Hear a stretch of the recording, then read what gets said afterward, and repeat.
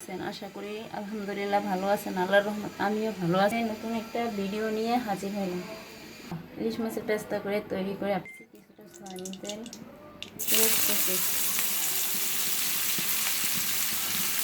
দিচ্ছি, চারটি কাঁচামরিচ খালি বাদামি কালার হয়েছে। এ পর্যায়ে কিছুটা পানি অ্যাড করছি,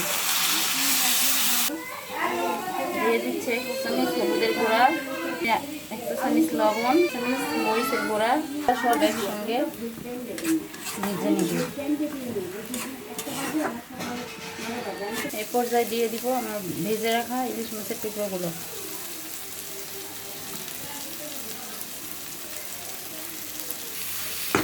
ইলিশ মাছের পেস্তা তৈরি করা শেষ। এই পর্যায়ে আমি একটা বলে সার্ভ করব। ইলিশ মাছের পেস্তা তৈরি করা শেষ। দর্শক, ভিডিওটি ভালো লাগে আমার শেয়ার করে রাখবে। আপনাদের একটা সাবস্ক্রাইব আমার উৎসবটা বাড়বে। বিদায় নিচ্ছি, আল্লাহ হাফেজ।